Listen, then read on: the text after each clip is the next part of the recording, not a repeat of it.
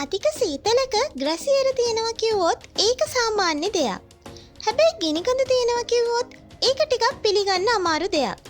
මේ වීඩියෝ එකෙන් කතා කරන්නේ ගිනිකඳ වගේම ග්‍රැසියරත් දැක ගන්න පුළුවන් ලෝකෙ තියෙන අරිම පුදුම රටක් ගැන. සුබ දවසක්. ලෝකයේ සෑයමු වෙතින් අද අරගෙන ආවේ ග්‍රැසියර වගේම උණුදිය උල්පතුත් දැක ගන්න පුළුවන් නෝදර්න් ලයිට් එහෙමත් නැත්නම් උතුරු ආලෝකය හොඳටම නරඹන්න පුළුවන් රටක් වෙන අයිස්ලන්තය ගැන වීඩියෝ එකක්. ඉතින් ලෝකයේ සීතලම රටක් වෙන අයිස්ලන්තය ගැන භූගෝලීය පිහිටීම, ජනගහනය, ආර්ථිකය, ජීවන තත්ත්වය වගේම තවත් හිතාගන්නවත් බැරි පුදුම හිතෙන කරුණු දැනගන්න මේ වීඩියෝ එක අවසන් වන තෙක්ම රැඳිලා ඉන්න. ඒ වගේම වීඩියෝ එකට යන්න කලින් ලෝපුරා ඇති විශ්මිත දේ දැනගන්න ලෝකයේ සොයායමු අපිව සබ්ස්ක්‍රයිබ් කරන්න කියලත් ආදරයෙන් මතක් කරනවා.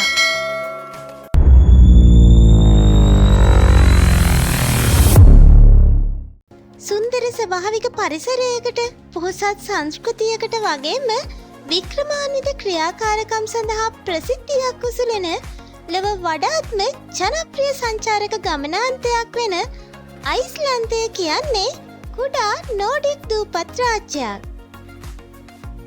ස්කැන්ඩියානු රටවල් වලින් පැමිණි වයිකින්වරුන් විසින් තමයි අයිස්ලන්තය මුලින්ම සොයාගෙන තියෙන්නේ.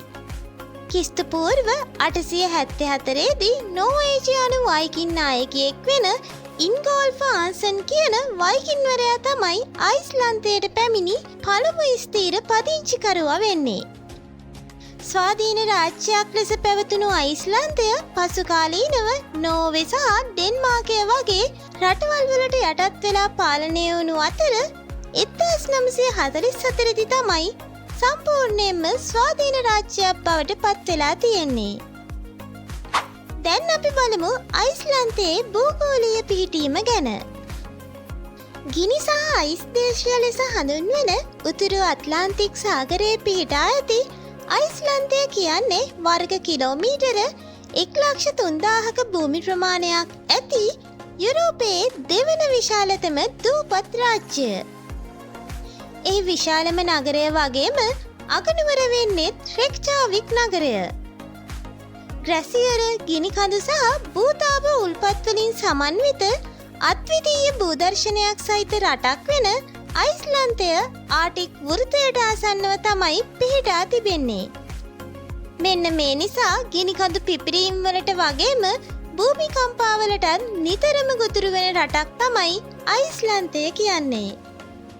ඒ වගේම මෙහි භූමි ප්‍රමාණයෙන් වැඩි කොටසක් සානුවකින් සහ කඳු වලින් තමයි සමන්විත වෙන්නේ. ඒ වගේම අයිස්ලන්තය කියන්නේ උණුදිය උල්පත්, නිල් කලපුව, උතුරු ආලෝකය, ග්‍රැසියර, ගිනිකඳු වගේ භූගෝලීය පිහිටීම් නිසා වඩාත් ජනප්‍රිය සංචාරක ආකර්ෂණයක් දිනාගත් රටක්ද වෙනවා. ජනගහනය ආසන්න වශයෙන් 3,76,000කටත් වඩා වැඩි ජනගහනයක් ජීවත් වෙන අයිස්ලන්තය කියන්නේ ලෝකයේ අඩුම ජනගහනයක් සහිත රටවල් වලින් එකක්ද වෙනවා. ජනගහනයෙන් බහුතරයක් අයිස්ලන්ත ජාතිකයින් වෙන අතරම 10%ක පමණ ප්‍රමාණයක් තමයි විදේශිකයින් ජීවත් වෙන්නේ. ඒ වගේම ජනගහනයෙන් වැඩි කොටසක් රටේ නිරිත දිග වෙරළ තීරයේ විශේෂයෙන්ම රෙක්චාවික් අගනුවර වටා ප්‍රදේශවල තමයි ජීවත් වීම දක්නට ලැබෙන්නේ. ඒ වගේම අයිස්ලන්තය කියන්නේ ඉහළ උපත් අනුපාතය, අඩු මරණ අනුපාතය සහ විදේශිකයින් සංක්‍රමණය වැඩිවීම නිසාත් ජනගහනය අතින් වර්ධනය වෙන රටක්. ආර්ථිකය තරමක් කුඩා නමුත් ඉහළ සංවර්ධිත මට්ටමක් තියෙන ආර්ථිකයකට හිමිකම් කියන රටක් තමයි අයිස්ලන්තය කියන්නේ. මෙහි භාවිතා වෙන මුදල් ඒකකය වෙන්නේ අයිස්ලන්ත ක්‍රෝනෝ. අයිස්ලන්තයේ ආර්ථිකය ප්‍රධාන වශයෙන් දීවර කර්මාන්තය, සංචාරක කර්මාන්තය සහ පුනර්ජනීය බලශක්ති මත තමයි රඳා පවතින්නේ. අයිස්ලන්තයේ අපනයනයෙන් සැලකිය යුතු කොටසක් දීවර කර්මාන්තයෙන් ආවරණය වීමත් රටේ වැඩි රැකියා අවස්ථා ප්‍රමාණයක් සංචාරකයන් පැමිණීම නිසා ඇතිවීමත් ජල විදුලිය වගේ ස්වභාවික බලශක්ති නිසා පරිසර හිතකාමී ලෙස රටේ බලශක්ති අවශ්‍යතාවය සපුරා ගැනීමට හැකිවීමත් නිසා තමයි මෙම ක්ෂේත්‍ර තුන රටේ ආර්ථිකයේ ප්‍රධාන තැනක් කරගන්නේ. මීට අමතරව අයිස්ලන්තයේ ආර්ථිකයේ වැදගත්ම කර්මාන්ත වෙන්නේ කෘෂි කර්මාන්තය, කාර්මික නිෂ්පාදන සහ තොරතුරු තාක්ෂණ ක්ෂේත්‍රය. ඒ වගේම අයිස්ලන්තය කියන්නේ අඛණ්ඩව සංවර්ධනය වෙන නවෝත්පාදන සඳහා ප්‍රසිද්ධ තාක්ෂණික දියුණුවක් ඇති රටක්ද වෙනවා. දැන් අපි බලමු අයිස්ලන්තයේ ජීවන තත්ත්වය ගැන. එක්සත් ජාතීන්ගේ මානව සංවර්ධන දර්ශකයේ ඉහළ ස්ථානයක් හිමි කරගෙන ඇති අයිස්ලන්තය කියන්නේ ඉහළ ජීවන මට්ටමක් තියෙන රටක්. ඒ වගේම 2025 සතුට දර්ශකයට අනුව තුන්වන ස්ථානය ලබාගෙන ඇති රට වෙන්නේත් අයිස්ලන්තය. ඉහළ ආදායම් මට්ටමක්, නොමිලේ ලබා දෙන විශිෂ්ට සෞඛ්‍ය සේවයක්, නොමිලේ ලබා දෙන උසස් තත්ත්වයේ අධ්‍යාපනයක් වගේම රැකියා විරහිතයින්ට, ආබාධිතයින්ට සහ විශ්‍රාමිකයින්ට සහයෝගය දක්වන විවිධ වැඩසටහන් ක්‍රියාත්මක වෙන පුළුල් සමාජ ආරක්ෂණ පද්ධතියක් ඇති රටක් තමයි අයිස්ලන්තය කියන්නේ. ඒ වගේම අයිස්ලන්තය කියන්නේ අඩු අපරාධ අනුපාතකයක් ඇති ලෝකයේ ආරක්ෂිතම රටවල් වලින් එකක්ද වෙනවා. අයිස්ලන්තයේ නිල භාෂාව අයිස්ලන්ත භාෂාව. නමුත් ඉංග්‍රීසි සහ අනිකුත් ස්කැන්ඩියානු භාෂාද බහුලව කතා කිරීම දැක ගන්න පුළුවන්. ඒ වගේම අයිස්ලන්තයේ ප්‍රධාන ආගම වෙන්නේ ක්‍රිස්තියානි ආගම. නමුත් ඕනෑම ආගමක් ඇදහීමට ආගමික නිදහස සහතික කරලා තියෙන රටක් තමයි අයිස්ලන්තය කියන්නේ. ඒ වගේම වායු දූෂණය සහ ජල දූෂණය අවම මට්ටමක පවතින ඉතා පිරිසිදු පරිසරයකට හිමිකම් කියන පොහොසත් සංස්කෘතියක් සහ විනෝද ක්‍රියාකාරකම් සඳහා බොහෝ අවස්ථා ඇති ජීවත් වෙන්න හොඳම රටක් තමයි අයිස්ලන්තය කියන්නේ. දේශගුණය. සෞම්‍ය සමෘද්ධිය දේශගුණයකට හිමිකම් කියන අයිස්ලන්තය කියන්නේ ඍතු හතරම දැක ගන්න පුළුවන් රටක්. සාමාන්‍යයෙන් ගෙම්හානයේදී උෂ්ණත්වය සෙල්සියස් 20 දක්වා ඉහළ යනවා වගේම ශීත කාලයේදී උෂ්ණත්වය සෙල්සියස් 0 දක්වා පහළ බැසීමත් දැක ගන්න පුළුවන්. ඒ වගේම ගෙම්හානයේ සමහර දවස්වලට පැය 24ම දහවල් කාලය පවතිනවා වගේම ශීත කාලයේදී දහවල් කාලය ඉතා කෙටි වීමත් දැක ගන්න පුළුවන්. එක් දිනක් තුළ හිරු එළිය, වර්ෂාව සහ හිම දැක ගන්න පුළුවන් ලෝකයේ ඉක්මනින්ම වෙනස් වෙන කාලගුණයකට හිමිකම් කියන රටක් වෙන අයිස්ලන්තයේ අධික වර්ෂාපතනය වගේම දැඩි සුළංුත් දැක ගන්න ලැබෙනවා. ඒ වගේම ශීත ඍතුවේදී උතුරු ආලෝකයත් හොඳින් දැක බලා ගන්න පුළුවන් රටක් තමයි අයිස්ලන්තය කියන්නේ. අධ්‍යාපනය. 99% සාක්ෂරතා අනුපාතයක් ඇති අයිස්ලන්තයේ අධ්‍යාපන ක්‍රමය ඉතා ඉහළ මට්ටමක පවතින අතර රජය විසින් අධ්‍යාපනය සඳහා විශාල වශයෙන් ආයෝජනය කිරීමත් දැක ගන්න පුළුවන්. සිසුන් සඳහා ගුරුවරුන්ගේ වැඩි අවධානයක් ලබා දෙන අධ්‍යාපන ක්‍රමයක් තමයි අයිස්ලන්තයේ තියෙන්නේ. ඒ වගේම එරට පුරවැසියන් සඳහා ප්‍රාථමික අධ්‍යාපනයේ ඉඳන් උසස් අධ්‍යාපනය දක්වාම නොමිලේ තමයි අධ්‍යාපනය ලබා දෙන්නේ. විදේශීය සිසුන් සඳහාත් රජයේ විශ්වවිද්‍යාලවල අධ්‍යාපනය නොමිලේ ලබා ගන්න පුළුවන් වගේම විදේශීය සිසුන් සඳහා විවිධ ශිෂ්‍යත්ව සහ මූල්‍ය ආධාර වැඩසටහනුත් දක්නට ලැබෙනවා. මෙන්න මේ නිසා අයිස්ලන්තය කියන්නේ විදේශීය සිසුන් සඳහාත් අඩු වියදමකින් ගුණාත්මක අධ්‍යාපනයක් ලබා ගන්න පුළුවන් රටක්ද වෙනවා. දැන් අපි බලමු විදේශිකයින් සඳහා රැකියා අවස්ථා වගේම සංක්‍රමණ මාර්ග මොනවද කියලා.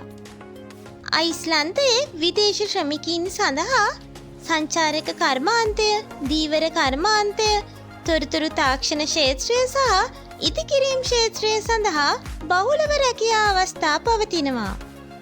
නමුත් රැකියා සොයා ගැනීමේදී අයිස්ලන්ත භාෂාව කතා කිරීමට හැකිවීම නම් විශේෂ සුදුසුකමක්. ඒ වගේම රැකියා වීසා, ශිෂ්‍ය වීසා, පවුල් වීසා සහ සරණාගත වීසා යන වීසා කාණ්ඩ 3 ඔස්සේ අයිස්ලන්තයට විදේශිකයින්ට සංක්‍රමණය වෙන්න පුළුවන්. අයිස්ලන්තයේ ජීවන වියදම විශේෂයෙන් ආහාර, නවාතැන් සහ ප්‍රවාහනය සඳහා අධික වියදමක් දැරීමට සිදුවෙන සාපේක්ෂව ඉහළ වියදමක් පවතින රටක් තමයි අයිස්ලන්තය කියන්නේ. සාමාන්‍යයෙන් ඉහළ වැටුප් මට්ටමක් පවතින අයිස්ලන්තයේ අධික බදු ප්‍රතිපත්තියක් තමයි දක්නට ලැබෙන්නේ. අයිස්ලන්තයේ එක් පුද්ගලයෙකු සඳහා මාසයකට ආසන්න වශයෙන් නවාතැන් කුලියට $1,500ත් 3,000ත් අතර, ආහාර වියදම $350ත් 750ත් අතර වගේම ප්‍රවාහන වියදම $145ත් 300ත් අතර අගයක තමයි පවතින්නේ. දැන් අපි සොයා බලමු අයිස්ලන්තය ගැන තියෙන විශේෂ කරුණු මොනවද කියලා. අංක 1. අයිස්ලන්තයේ ගිනිකඳු සහ ග්‍රැසියර දැක ගන්න ලැබීම නිසා ගිනි සහ අයිස් දේශය නමින් හැඳින්වීම. අංක 2. කළුවැලි වෙරළක් පිහිටා තිබීම. අංක 3. අයිස්ලන්තයේ ග්‍රැසියරවල අයිස් ගුහා පිහිටා තිබීම. අංක 4. උතුරු ආලෝකය නැරඹීමට හොඳම ස්ථානයක් වීම. අංක 5. අයිස්ලන්තයේ ඇති විවිධ භූ තාපජ තටාක අතරින් වඩාත්ම ජනප්‍රිය නිල් කලපුව පිහිටා තිබීම. අංක 6. මදුරුවන් දැකගත නොහැකි රටක් වීම. අංක 7. අයිස්ලන්තය සිය බලශක්ති අවශ්‍යතාවෙන් වැඩි කොටසක් පුනර්ජනීය බලශක්තියෙන් සපයා ගැනීම. අංක 8. අයිස්ලන්ත භාෂාව වසර දහසකටත් වඩා පැරණි ලෝකයේ පැරණිතම භාෂාවක් වීම. අයිස්ලන්තය ගැන වැරදි වැටහීම්. අංක 1. සම්පූර්ණයෙන්ම අයිස් වලින් වැසුණු රටක්. බොහෝ දෙනෙක් අයිස්ලන්තය කිව්ව ගමන් හිතන්නේ වලින් වැසී ගියපු රටක් කියලා. නමුත් අයිස්ලන්තය කියන්නේ විශාල ග්‍රැසියර දකින්න ලැබුණත් බොහෝ ප්‍රදේශ හරිත සහ ශාස්ත්‍රීක වෙන ගිම්හානයේදී උෂ්ණත්වය සෙල්සියස් 20 දක්වා ඉහළ නගින සෞම්‍ය දේශගුණයක් තිබෙන රටක්. අංක 2. අයිස්ලන්තය ඉතා සීතල සහ අඳුරු රටක්. අයිස්ලන්තයේ ශීත කාලයේදී දහවල් කාලය අඩු වුණත් ගිම්හානයේ සමහර දවස්වලට දහවල් කාලය පැය 24 පුරාම දක්නට ලැබෙන රටක්.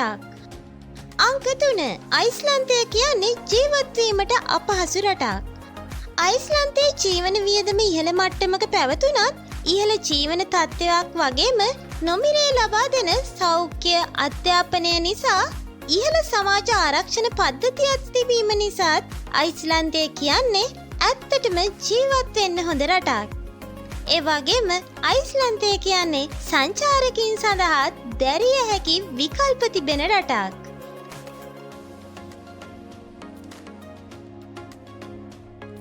ඉතින් අද අපි ඔයාලට අරගෙන ආවේ අද්විතීය භූදර්ශන, පොහොසත් සංස්කෘතිය සහ ඉහළ ජීවන තත්ත්වයක් සහිත ආකර්ශනීය රටක් වෙන අයිස්ලන්තය ගැන වීඩියෝ එකක්.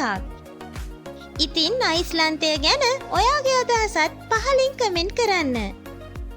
ඒ වගේම ලෝකය ගැන සොයාගෙන යන්න ලෝකයේ සොයා යමු අපිව සබ්ස්ක්‍රයිබ් කරන්න වගේම අපේ channel එක ගැන ඔයාගේ අදහස කමෙන්ට් කරන්නත් අමතක කරන්න එපා. ඉතින් එහෙනම් මේ වගේ දැනුම ගෙනෙන තවත් වීඩියෝ එකකින් හමු වෙමු.